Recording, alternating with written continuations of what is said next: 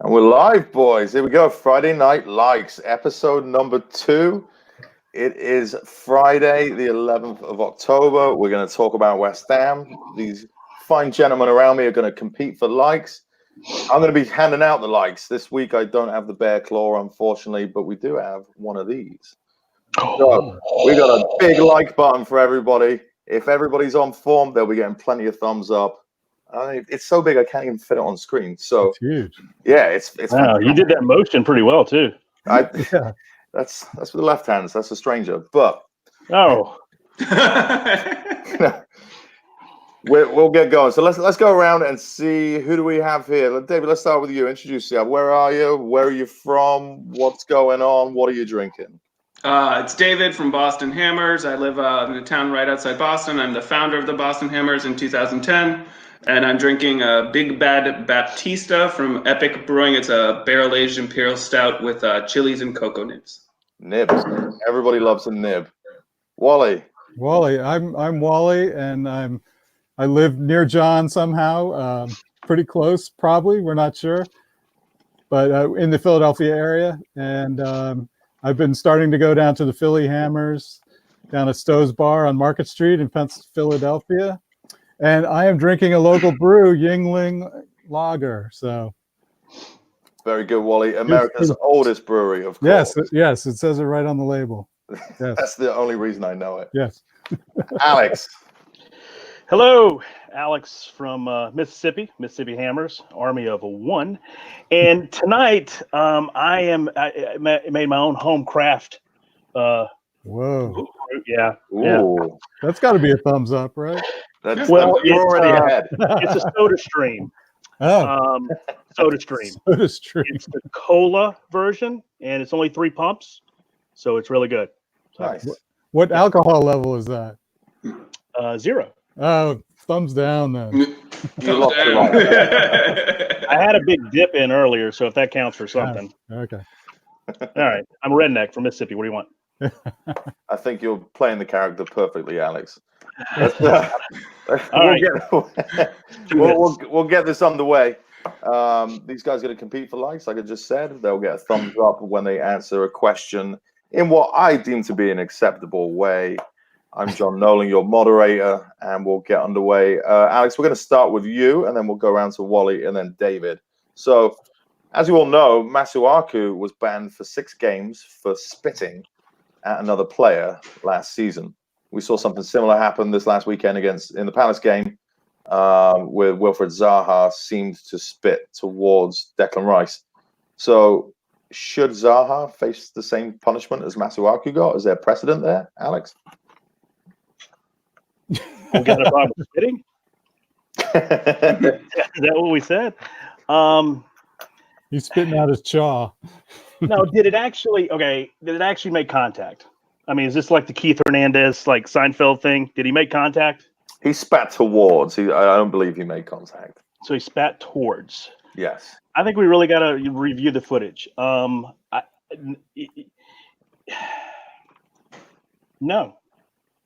No. I don't think he should. If he didn't touch anybody, he didn't do it. I'm not going to punish somebody for being an asshole. Wally. Okay, well, I think he got totally owned by Rice. I mean, Rice just bullied him right off the ball. It was awesome.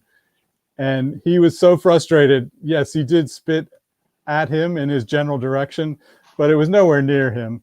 So I don't think he should be suspended or anything. I don't, because he didn't hit him, and his penalty was having been totally owned by Rice. So. I give you a thumb up on that. Yeah. David, where are you? I'm in the middle. I definitely don't think he should get a 6-game ban because, like everyone said, the spit didn't touch him. The distance was very far away, if you want to say 15 meters or 20 meters. But it definitely was a show of disrespect, and there was some taunting involved, and it was disrespectful. So maybe in the moment, it should have been a red card and a 1-game ban. All right, I can maybe get behind that. I don't recall if Sacco. I don't recall if when he spat it actually hit somebody either. But let's take a look at spitting in general in football. I mean, is it punished appropriately? Is it the worst thing in the world? Does spitting mean you should get a 6-game ban? Let's start with you, Wally. I think that's way too harsh. That's a lot for. It's not even like a physical contact or anything. It's not like you punch the guy out. I think that's way too harsh. And if you go at like American football, when those guys are in the pile, they're grabbing each other's private parts, twisting away, whatever they can get away with in the pile, and there's no suspensions or anything handed out for that. So I think 6 games is way too harsh. David. Yeah, it is very disrespectful, especially if you're close up and the spit hits you. But I agree, it's not violent. To me, it should be a 3-game suspension for spitting in someone's face, let's say. Alex. I don't punish assholes. I mean, seriously, if you don't touch somebody, and I mean, could it get? It's very subjective. If you're right in the guy's face, if you're saying something or what, I think just the act alone. Is it disrespectful? Yes, but like I said, I'm not going to punish somebody for being an asshole. That's you're going to get yours. Justice will be served in different ways, and so be it. And no, I don't think it's too objective. It's too there's enough things. Hell, we can't even get offsides right. We're going to go to VAR on spitting. So I hope nobody's thinking about bringing VAR into spitting. But what I would say, I think I agree with you on that one. If you look at, we've seen plenty of red cards that could be potentially career-ending injuries, and those get punished by either a 1 or 2 game ban as opposed to a 6-game ban for something that, while disgusting and awful and disrespectful, isn't going to end somebody's career, I would think. So, there's certainly room to improve how they punish such things. So let's move on to the next question. We'll let's talk about our left backs because we've never talked about them this season. But Aaron Cresswell just signed a new deal. That's on the back of Arthur Masuaku signing a new deal. Is that good business by West Ham? Is that good business by the board, David? I think things can change quickly. I think if you had asked me that at the beginning of the season, even 4 matches ago, I would say no, that's a bad bit of business. But I think Cresswell has the potential to be a kind of Antonio in the sense that he's a player who didn't look the same after an injury or two. And I didn't think he would recover and become good again. But under Pellegrini, the form has seemed to turn around. The conditioning has seemed to turn around. The pace, just the overall quality of play seems to improve. But I know it's a small sample size. But he seems to be on the up. And Masuaku is young too. So if we can hang on to both of them, we have some depth at the position. Plus, if Masuaku gets even better than he has a lot of strengths. We could sell him for a big profit and keep Cresswell and get another left back. So I think it's a good bit of business. Wally. Yeah, I think it's good business. I think now we have our left backs sorted out. And along with our right backs sorted out, so with Fredericks, we're in good shape, I think. Alex. Where's Tim? I don't see him. No, Tim's going to be riling about that one. Do I think it's good business? Yes, I do. And the reason why is when we're in the Champions League next year, you're going to need that depth. That's worth 2. Come on, man. Wow. I mean, okay, so we'll get the joke. I'd say 6th, 7th, highest. I don't know about Champions League. But all I'm saying is you do need some you do need some little you do need depth. And if you make Europa League, you need depth. So that would fit. You need depth. I mean, all joke aside, though, but you need depth. Injuries happen. You do have 2 players that are young, and maybe you play Masuaku somewhere else, and maybe he's in a different role. Maybe there's a different. And again, we were talking college. American football and recruiting. I mean, are you recruiting talent or are you recruiting for the position? Did you sign him for the talent or the position? I mean, I don't know that answer. I mean, we know there's talent because they wouldn't be out there, but are they being used in a way that is currently beneficial for the team in both of them? So There you go.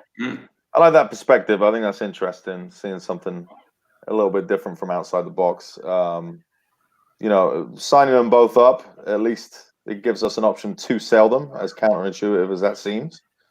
But getting them on a slightly longer term contract and keeping their value while they're at the team, it's not going to cost us anything to keep them there for a little bit longer. I don't think anybody's negotiating double salary in this circumstances. So, it's Please. like a stock. It's like a stock.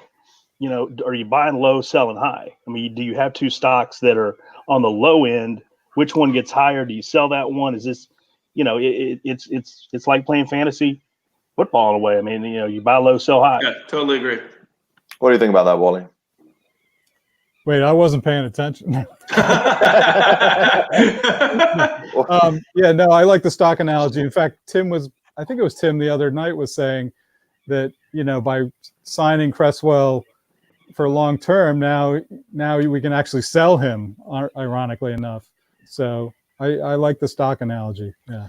Yeah, I like the stock analogy in the sense that we got Declan Rice for free. Now we'll be able to, you know, sell him for whatever they say, 90 to 100 million pounds. We'll probably be able to sell Felipe Anderson at a profit, probably Issa Diop, probably Arthur Masuaku, and possibly Hilaire. So there's a lot of profit to be made there. We've made a lot of profit in the stocks at the level we bought them at in that analogy. I don't know if this is the format. Can I ask you a question?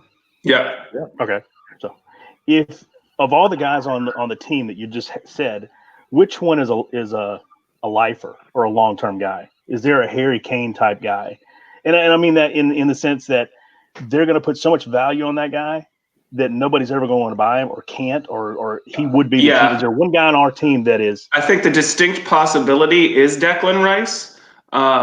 I also think I saw a video of him. He said he was very grateful for them picking him up when Chelsea dropped him, that he had a lot of loyalty to the club. I think he said he wants to be there for at least 5 years.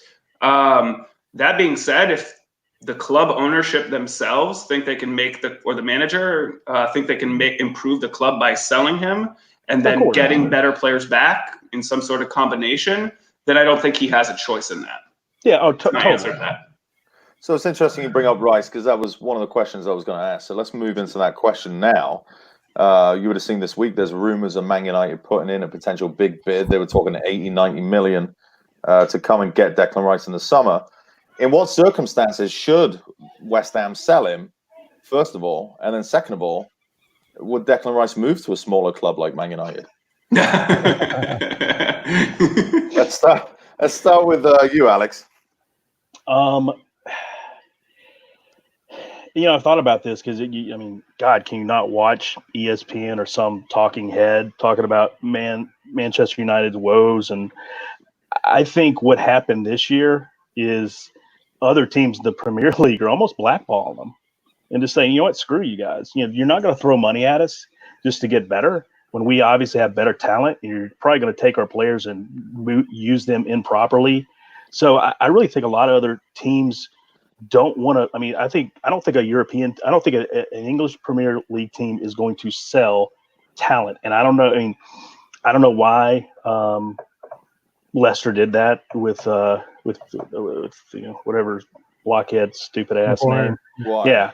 But I really do believe that other teams are just going to blackball them and to say, you know what, screw you, I'm not going to pay. That's just my personal opinion. I mean, we did that with Diop. I think when the Maguire situation was probably, he kind of manufactured the move, it seemed like.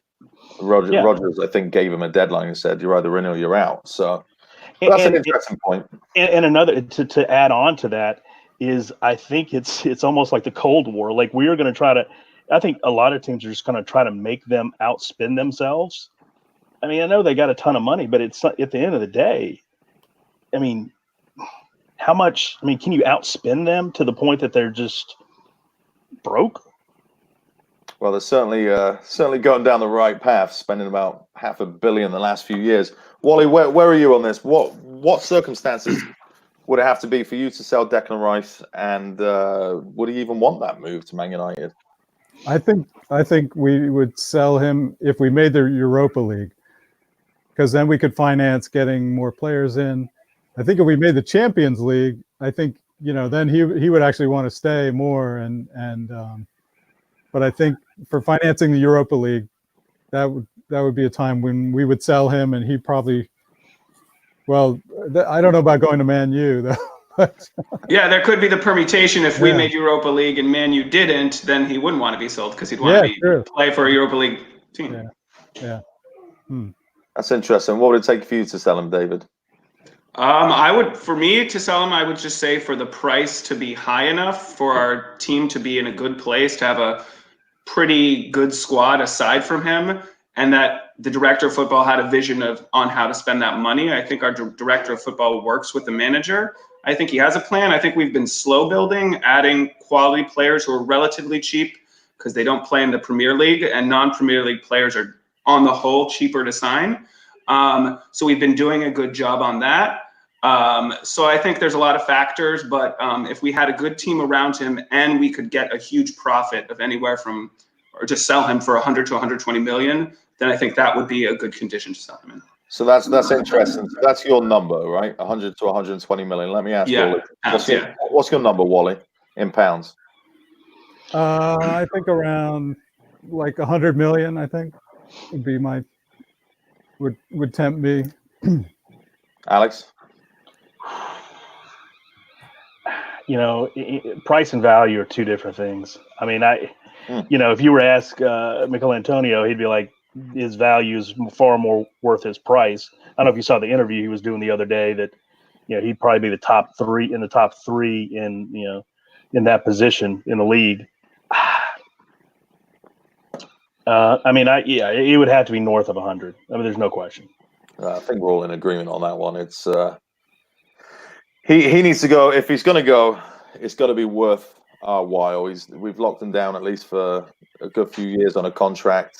I'm sure he may relook at that contract this summer if he's one of our best players, which he's going to be. But you're going to build a team around him if you're West Ham. If you ask me, if you're him, around him. If you're him, how do you approach it? Do you look at it and say, if you're Declan Rice, do you try to incrementally continue to ask for more money to get to be put to a level, commensurate of what your position is? So, and does the team pay him that amount of money to keep him there? Yeah. So I don't know who his agent is. I don't know what he's like. Yeah, I think the agent plays a big role. What I would say is he seems like a pretty down-to-earth, humble guy. And you can see, he smiles when he does stuff. Yeah, he seems like a teenager who's loving life. He looks like a good fella, somebody you'd have a pint with.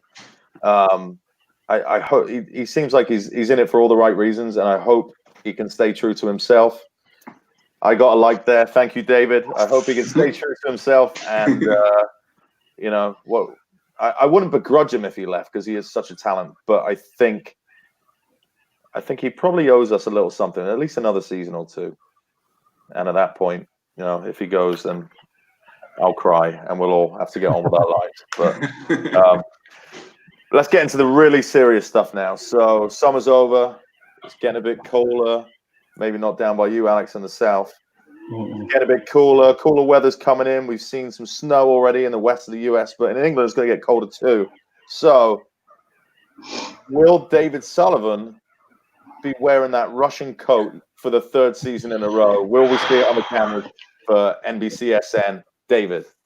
I'm going with a hard yes. I think it's just a part of who he is. I think he wears it. I think he has kind of a Napoleon complex or whatever you want to call it. I think he visions himself as some sort of, dictator in it, and it gives him powerful feelings or something, lacking for something else. So I say yes. Probably his height. Wallace. Yes, his height. Yeah, he's definitely going to bring it out as soon as possible. I think he fancies himself as one of those Russian oligarch billionaires. So he's going to break out his outfit as soon as he can, in my opinion. But you know what? He's basically really just a Russian troll is what he Alex. There's nothing funnier than a garden gnome in a coat. So yes, I mean it's almost. The fact that we're talking about it now, it's almost his thing. And it's very much. It's his brand at this point. Right? Yeah, it's his brand at this point. Yeah. So yes, I mean it's who he is, and I think I'm sure he's got an ego, and you're right, he's probably got the Napoleon thing going, but I don't think he's smart enough to know that that's kind of the image. Because honestly, if he was wearing a coat just like everybody else, would you ever notice him? Hell, you wouldn't even see him. So it's almost like the queen wearing bright clothes. Like she does it so she can stand out. He's wearing that so he can stand out. So yeah, he's going to do it. What is it that makes him do it? What is it? I don't understand. Why? Just why? And why that same jacket as well? It's got like the little red things on it. He just pops and the silly hat. Prediction, when are we going to see it? November, December, January, or February? When's the first appearance, Alex? And we're going to hold you to this. I mean, it should be a temperature range. I'm going to say it's got to be at least 30 degrees Fahrenheit. I don't think you needed to specify, but well, I don't know the day. I don't know the day. That's like summer weather in England. Yeah, I don't know. Yeah, I mean, I got you, man. David. I don't want to get the I say the weather is a little bit warmer. It's getting colder later in England. I'm going to go December. Wally. Okay, I'm thinking the first late match, which would be what are the late matches? The 12:30 here. What is that? Like 5:30? Yeah. Yeah, And 5:30. The first 5:30 match, when it's going to be pitch black dark by then. Yeah, when sunset at that time. Yeah. That's when he's going to wear it. I don't have the schedule in front of me, but that's. I think I'm giving you a like just for doing the math of time difference calculation. Yeah, thank you. Yes. Yeah, no, that's very much Adding worth it. 5 is a challenge. More seriousness. Is a hot dog a sandwich, David? No, I don't. Is a hot dog just a sandwich? Is the Dalai Lama just a man? Like, I think it's unique. I think it's separate from a sandwich. It's a verb. He's hot dogging. He's showing off. I think it has its own connotation and its own vibe and its own feeling. So I don't think it's a sandwich, even though it has meat in between two pieces of bread. The bread pieces are attached too. So not just a sandwich to me. That's a good distinction, Wally.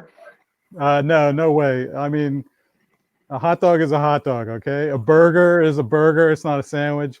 When you go to Wawa and order a hoagie, it's not a sandwich, right? So a hot dog is not a sandwich either. For all those in the country that don't know what a hoagie is, it's just a sub. But yeah, I won't give my feelings away just yet. Alex. This is I get these questions and I had to ponder on this for a second. It's a complicated question.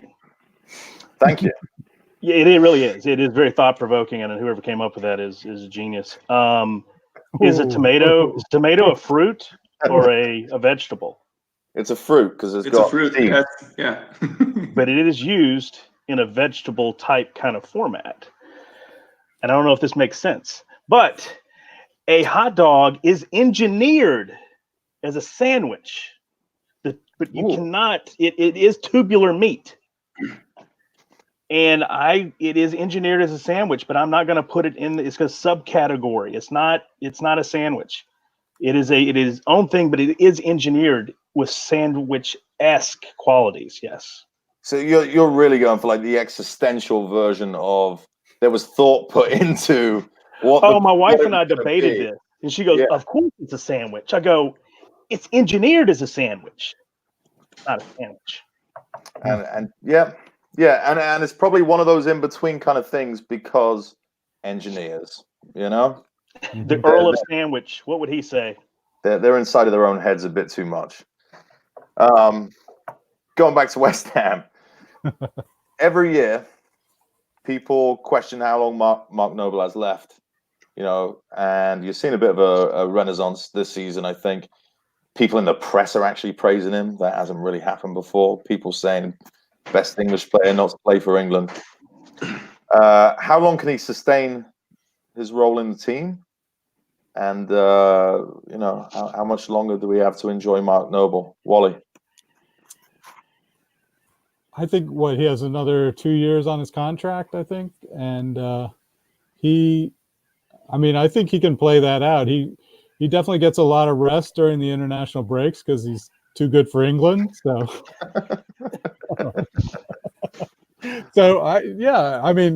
I'm really impressed by him this year. I thought this year he would be more, coming in late, but after the Man City game, it's clear that we need him to win. So, I think he's got a couple more years. David? I agree. I think 2 more years, and I actually have to admit to being wrong. And what I've realized is you're only kind of as good as the players around you. And when the players around him weren't as good, he would go backwards a lot of the time. And I think a lot of the sports would say, why is he going backwards? He needed to reset the play because the players around him weren't as good. But I was really struck in the Man U game and just some other games how much he's been pushing forward because he doesn't have as much pressure on him because the other players around him are better. So I think he can do this for another 2 years. All right, Alex. He can play as long as he wants. I mean, seriously. I mean, as long as he wants. I mean, I don't see him hanging it up after 2 years. I think he can play as long as he wants and as long as a role there. And obviously, his body is still holding up. And you're right to David's point. If he's got the talent around him, he doesn't have to, push on as hard.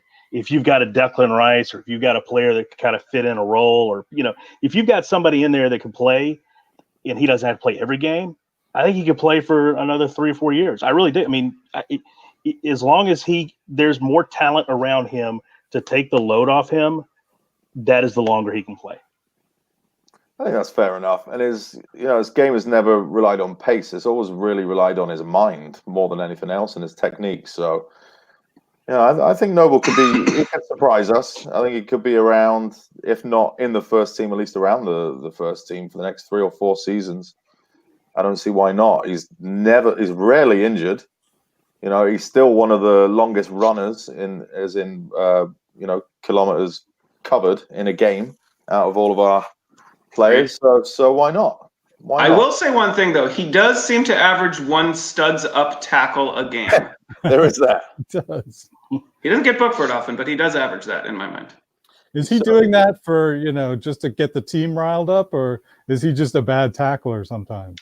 I think he mistimes it sometimes. I think Yeah. other times he's just trying to get the other team riled up. Right.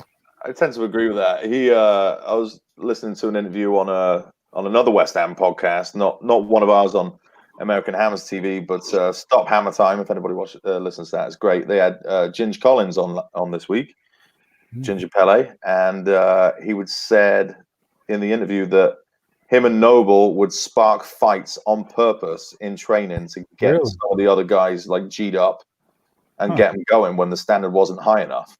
So I could see him throwing a couple of tackles around. I like that. Yeah, just to get the atmosphere up, get people, fired up and get them going. So that seems like the kind of thing he would do.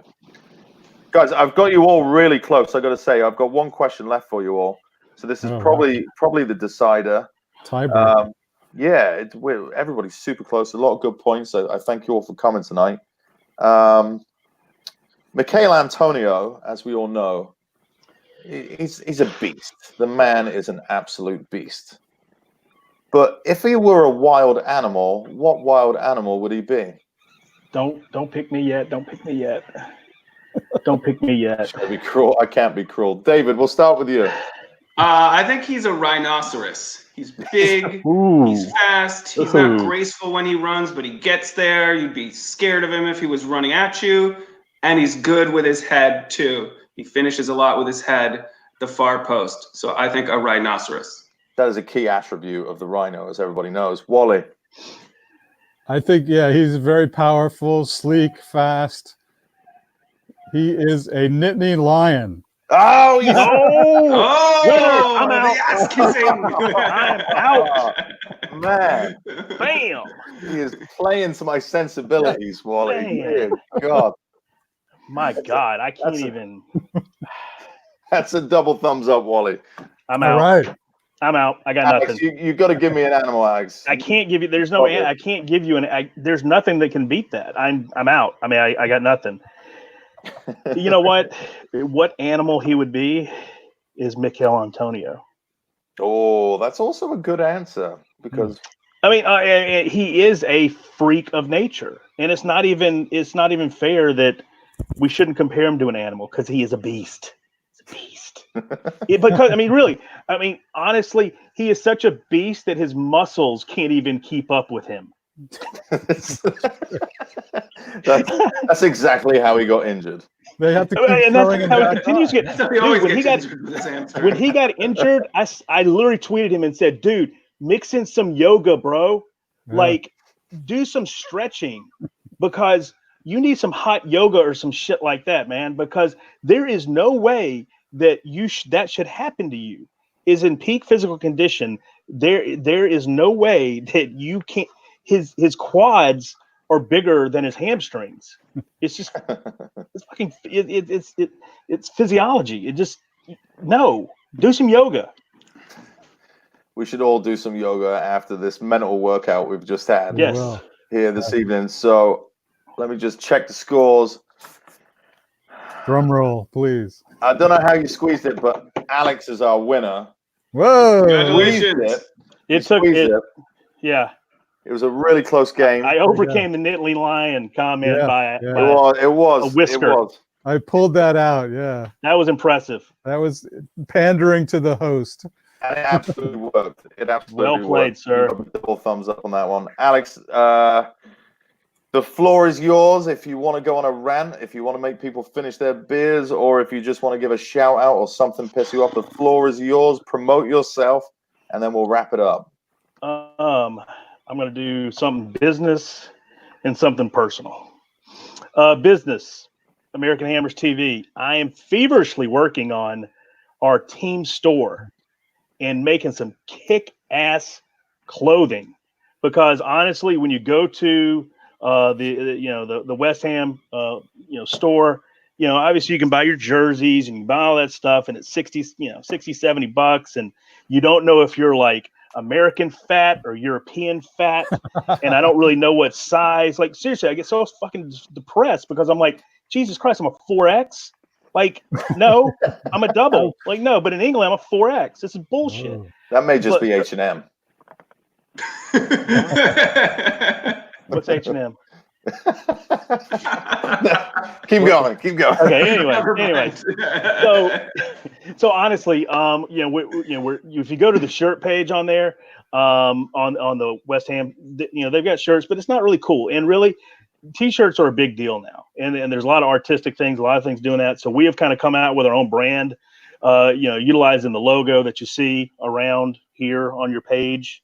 I kind of do that right here, and so we're actually coming out with some information and with a website and getting that built. So look to see that either on social media. Obviously, you guys need to be pushing it a lot, and supporters. If you are, Boston Hammers, if you guys want to submit a logo, that's the Boston Hammer logo. We'll put it on the store, give you guys a rip of it, a percentage of that money. Cool. If you're in another Thank you. location and you've got a really kick-ass logo, and it's only you guys watching it, wearing it, looking at the bar, going, "Hey man, your shirt looks cool," you can share that with everybody else. And we're obviously looking for other people to submit their logos, because there's a lot of unique, creative people out there that have made their supporter group logo and their crest, and really came up with some really cool ideas that kind of blend, the West Ham and your wherever you're at. So yeah, that's my rant. I don't really have any. I don't have anything. I got the fun part, but I got my business way too long, so I'll pass. I'm done. Good stuff. Thank you all. Thanks everybody in the chat Welcome. room. I'm still trying to figure out how to keep score, throw thumbs up, and Right. keep an eye on the chat room at the same time. So if we haven't recognized you, that's why.